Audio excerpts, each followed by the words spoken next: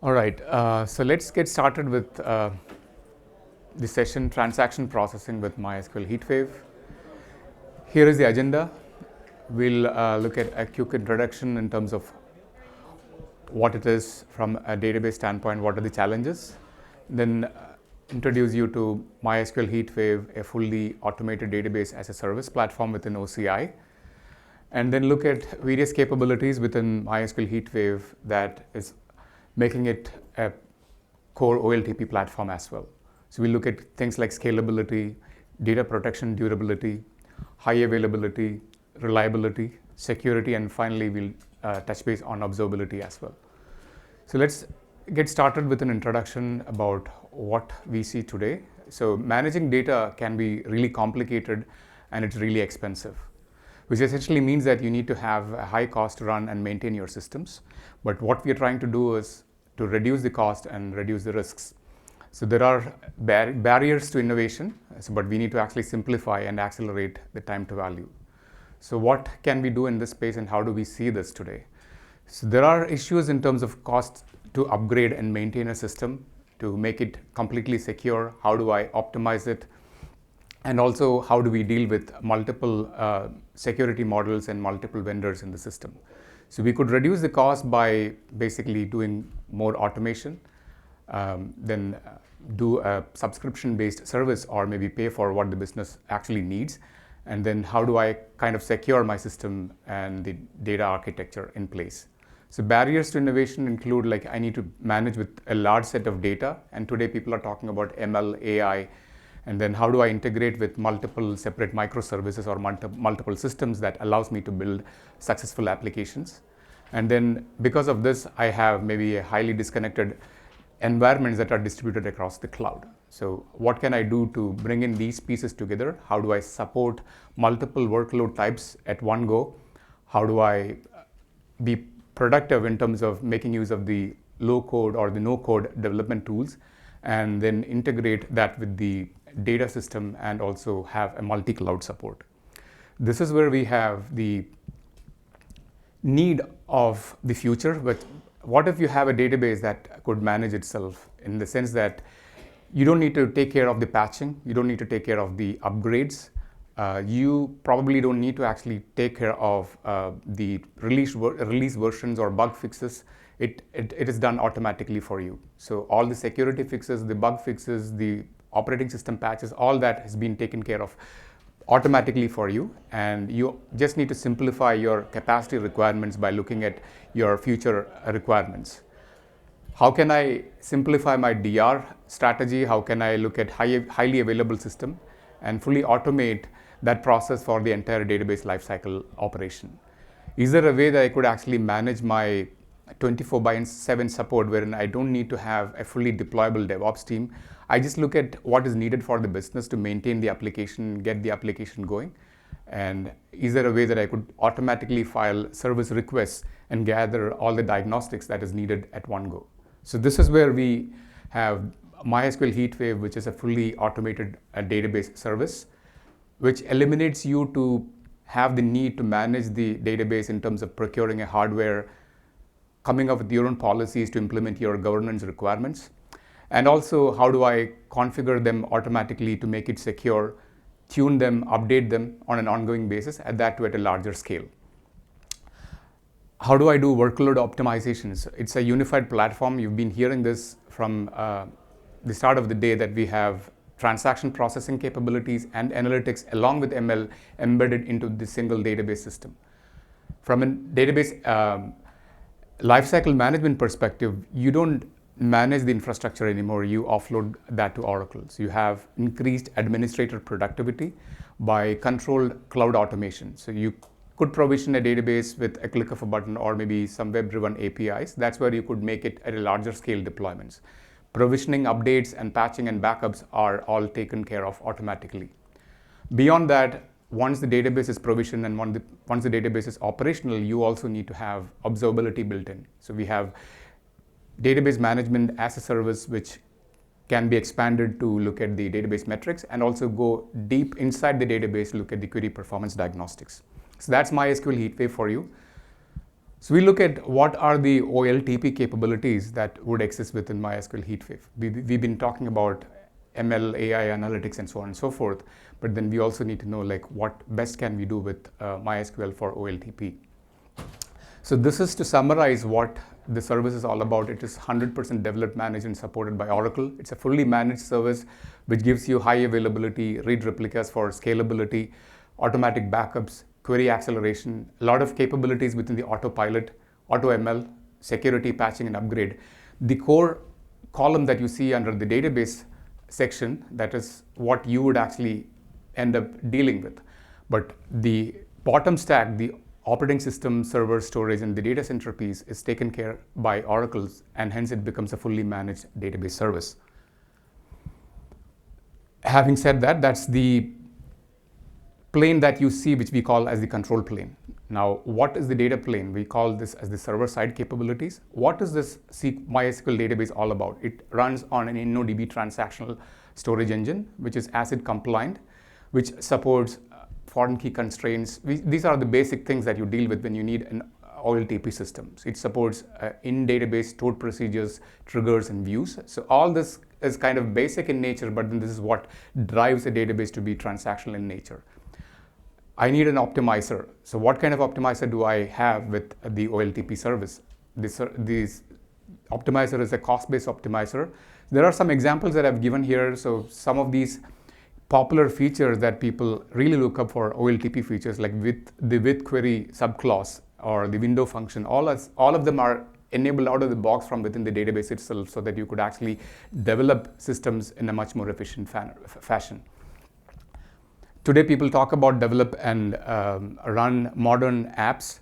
Is there a way that I could make use of the same database for storing my document store related applications?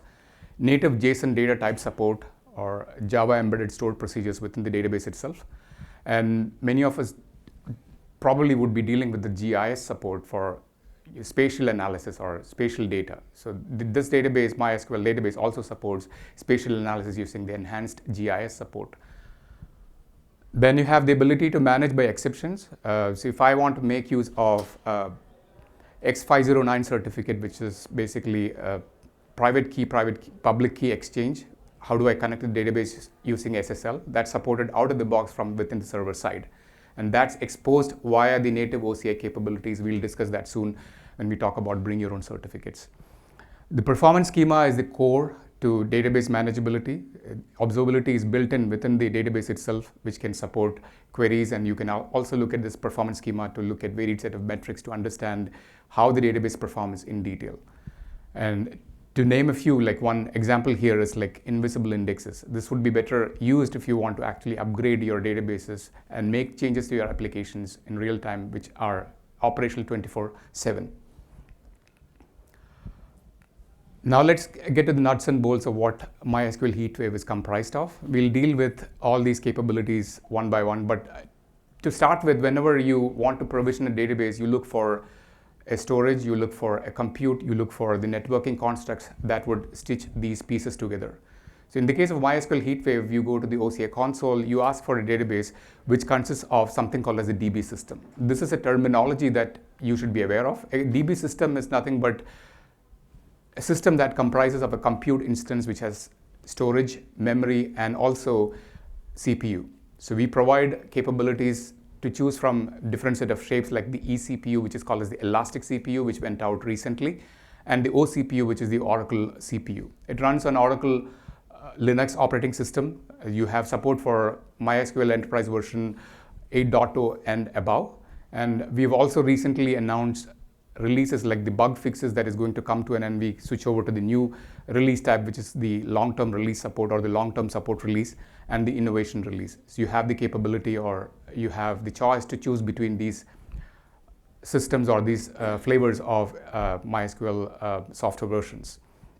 Virtual Cloud Network, this is the core OCI feature that you would take care of, wherein this enables you to create a network, a software-defined network, and you don't need to actually rely on the networking team anymore to do that. So essentially you have compute, You have storage, you have networking, all that at one go. You could create and provision the database within the OCI console by using the console, or maybe using the API and provision databases at scale.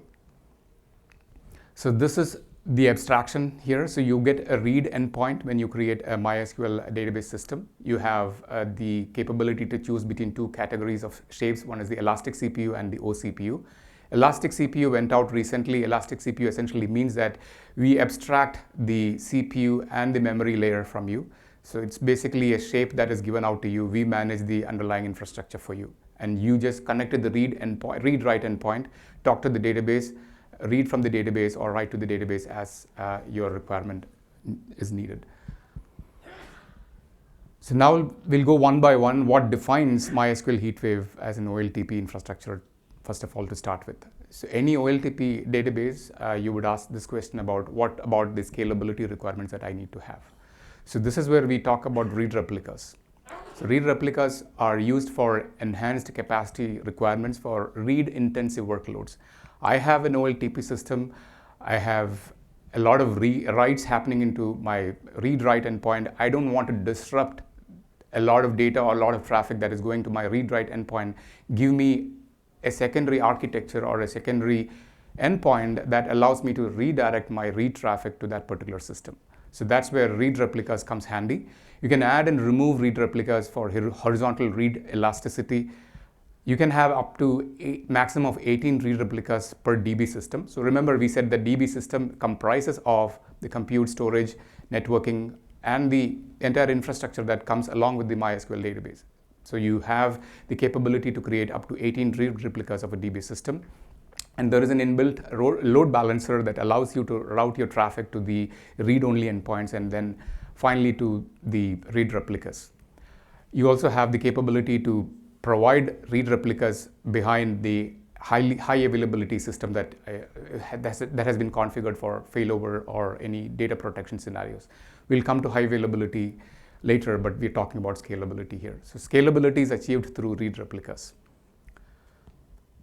If I'm interested in doing cross-region read replicas, that's possible. So you could make use of this to create a cross-region read replica to provide a hybrid deployment, which also assists in you to provide disaster recovery in certain scenarios. So let's say, for example, I have created a database system in region 1 in OCI. Let's say, for example, it's in Phoenix and I want to transfer the data to Ashburn data center or the Ashburn region. So I can create that. Today we provide this in a manual fashion. We're working on providing this as a fully managed cross-region read replica scenario for high scalability. Next comes about data protection and durability. Any OLTP system, it's mission critical. So what do we do with my backups? How do I ensure that I have a full data protection and durability? So we talk about backups like automated backups or manual backups or the operator provided backups. Automatic backups is like I configure my backups. The DB system is aware that I need to take a backup. The system has to take a backup automatically during a particular time in the day, or maybe I have to retain this data for a period of maybe 1 to 35 days or according to what I need. So the default retention is for 7 days, and you can also configure a highly available system for that, and automatic backups are created on the primary instance if you have a high availability system that you have created.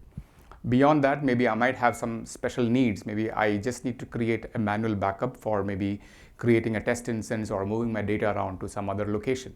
That's when I would create something called as a manual backup. Again, all these are supported either through the console action or REST APIs and also the OCI CLI interfaces that we provide.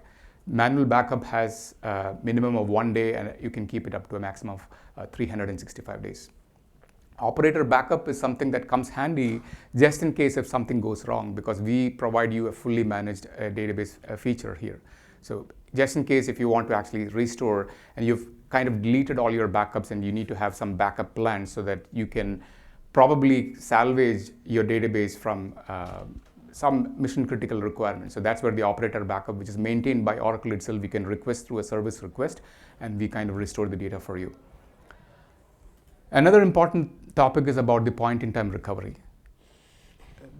I have backups, but then how good is my backup? How much loss of data can I actually have? The capability to lose. So I need to actually protect my data and also have the capability to restore the data at a particular point in time. The prerequisite here is to have the automatic backups enabled so that you could make use of the point-in-time recovery for the DB system. So whenever you create a backup, an automatic backup, you create a full backup behind the scene. So this is taken care automatically. You don't need to define that you need to create a full backup. And any backup that is created further upon would be an incremental backup in nature. And then all these backups are retained across upgrades, across restarts, so that it does not impact your point-in-time recovery because the backup data is pretty much maintained. And recently we improved upon our point-in-time recovery strategy by improving upon the bin log initiatives or the bin log thread pooling features, so that allows you to have a recovery point objective of 5 minutes. And if you want to go beyond that, if you want to retain it for an RPO of 24 hours, that is provided as well. But that the new capability allows you to have live active DB system to be recovered to a point-in-time recovery, which is like 5 minutes. So this is a new feature that is going to come up in this space, which is the cross-region backup copy. It's coming soon. So as I mentioned before about the manual backup copy, you might need to use this for transferring your data to some other region. So today you don't have the capability to do that. You have to create a manual backup. You have to do it on your own. So if you want to actually do things from the console, you could do that.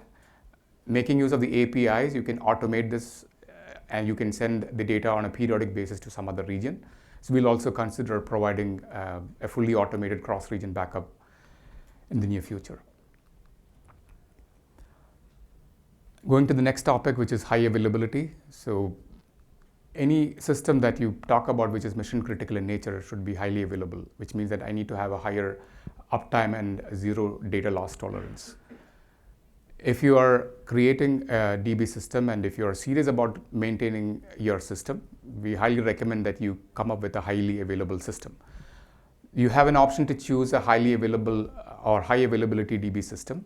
What it does is like it creates 3 DB systems. Why 3?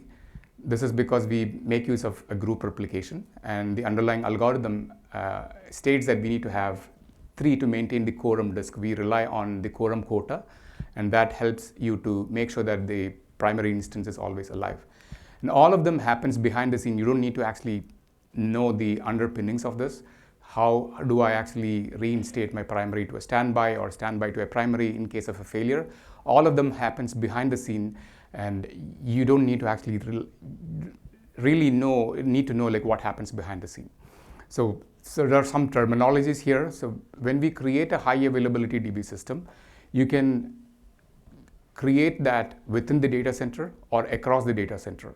So within the data center, we define this using a terminology called as the fault domain, which is an OCI-wide construct. Whenever you create an instance within OCI, and if you want to make it highly available within the OCI region itself, we make use of a concept called as fault domains. And across the data center within the region, if you want to actually maintain high availability, then we call this as availability domains. You could actually provision high availability using these techniques. So basically, the primary instance is the one that acts as the read-write endpoint. And as I said before, you don't need to bother or you don't need to know about the underpinnings of how the automatic promotion to a secondary instance happens. But if you want to test it out, you can always do a manual promotion to a secondary instance. But everything is happening behind the scene. You just say that, okay, I need to test my high availability system, see whether it is performing well or not. So what does this give me? This gives me an SLA of 99.99%, which allows me to do automatic failover. I can test my DR strategy using manual switchover techniques. And more importantly, I can do rolling upgrades during maintenance. So we've been dealing with many customers asking for a maintenance that would last for maybe sub-seconds or maybe seconds. So how do I do that? So as you could see, if you want to actually do rolling maintenance, the impact is less than 30 seconds. And this is useful when you do MySQL version upgrades and operating system security patches. Beyond that, we also recently added a new capability, which is the online change, shape, and configuration of a high availability DB system. Why do I need that?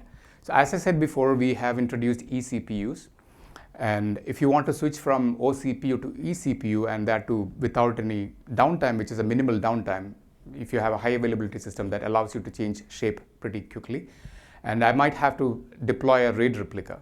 So the condition for deploying a RAID replica is that you need to have minimum of four OCPUs or maybe 8 eCPUs. So I might want to actually look at that also. So this allows you to do online change, shape, and configuration of high availability system within and across RAID replicas that are configured with minimal downtime.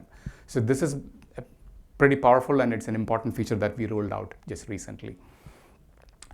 So this is how the high availability metrics would look like. Often when I talk to customers, when you would ask what is your RTO and RPO. So basically we provide you zero data loss, which is like RPO of 0. And the downtime requirements are from seconds to minutes if you are looking at periodic software and hardware maintenance updates. But as I said, if you are having a high availability DB systems, it is in the range of 30 seconds and below. And if you are looking at any kind of storage connectivity issues or maybe network connectivity issues or full database failures, it is within minutes. And if we have availability issues within the data center that is within the fault domain, or maybe complete storage failures, again it is within minutes. So MySQL HeatWave also offers something called as the crash recovery, which is something that you could enable, which ensures further durability and enables data recovery in case of an unexpected server exit. So this is a pretty powerful feature that can be combined along with these high availability features that we just discussed. So now let's move on to reliability. So reliability is like, how do I patch my DB system with minimal downtime? So I would need no customer action needed. I don't need any action from my side. I want to patch it with no downtime. I want to stay on top of the security fixes. I want to have full stack patching, not just the database patching, but the full stack patching, including the cloud infrastructure. And I want to get continuously new features rolled out in the system. How do I do that? That's where the reliability option here comes handy. And we provide this option within the console itself. You can set up your maintenance window. You can specify what time during the day you want to patch the system.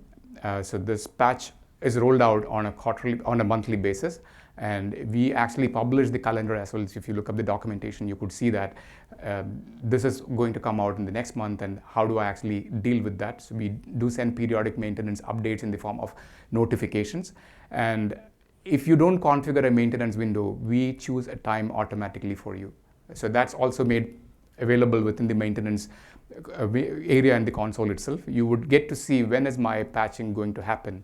And if it is a high availability DB system, as I said before, it is a matter of less than 30 seconds. From a security perspective, simplified access management through the OCI console itself, you have IAM configuration, which is an OCI feature. You can also do user assessment it is a native database feature, activity auditing. And as I said, during the start of the talk, we were talking about SSL, which is embedded within the server side. Now, going to the next level is like, if I want to bring my own certificate, I can make use of that using the BYOC construct by using the OCI native feature functionality. The OCI offers a certificate service, and making use of that, you could bring your own certificate within the MySQL DB system itself. Then you have the connection control, which is a plugin that is provided from the server side, which is also automatically enabled for you out of the box when you configure a MySQL DB system. You as a DBA do not need to worry about that. This helps you prevent any kind of brute force attacks, or maybe any kind of issues, any kind of password attacks that is going on to login storms or anything that's happening against the system. So to touch upon the advanced security features, as I said before, like you have the capability to exchange public private key in the form of X509 certificates, data masking, database firewall, protects against SQL injections, and then compliance and attestations. This is something that we do on a regular basis, and all these are made available within the server side and exposed to you as you deploy MySQL HeatWave out of the box with no further certification. From an observability standpoint, this was a talk that I did in the morning. So you need to actually have an end-to-end observability. So you start with monitoring, then you have database management where you dig deeper to get deeper query performance analytics, performance data, and then from there you move on and get into query performance insights or analytics in terms of capacity forecasting using ops insights. So these are the key capabilities that you have for observability. And from an auto indexing perspective, so this is something that we are building and will be rolled out for OLTP workloads. You as a DBA, you don't need to bother much about how do I create my indexes. This is completely maintained, and we do it out of the box for you using our own ML-based techniques. So ML is not just used for analytics, it is also used for OLTP-based applications. You will see a lot of such things happening. So for example, you would also come up with the adaptive query optimization, wherein the query adapts on its own. All these features are in database features, which could be equally useful for both OLTP as well as for online transaction processing, as well as for OLAP. One point that I would like to conclude here is about inbuilt observability in the backend. So we have a huge cloud ops or a huge cloud DevOps team that is working behind the scene. If you deploy MySQL HeatWave behind the scene without you even noticing, we collect 8,000 plus more metrics. We get alarmed on many requests. You can't imagine the mayhem that happens behind the scene that we go through to make your systems alive and make it up and running 24/7. The automatic service request that happens behind the scene, everything is handled by our own cloud ops, and then they do root cause analysis for every issue so that we come to the customer and give the root cause analysis before you even notice it. So there are many issues that has been kind of done behind the scene, and if you are a customer, you are managing this, you would be doing all this in your shop, but we take care of that for you. So I think I'm kind of right on time. So to summarize it, we just discussed about key capabilities that MySQL HeatWave has to offer for OLTP. So you don't need to have multiple disparate databases for managing your database requirements, be it OLTP or OLAP. You can have it with one single database configured within OCI, and you can make use of it for OLTP as well as for OLAP applications without requiring any kind of workload changes. With that, I'll conclude. If there are any questions, happy to take them.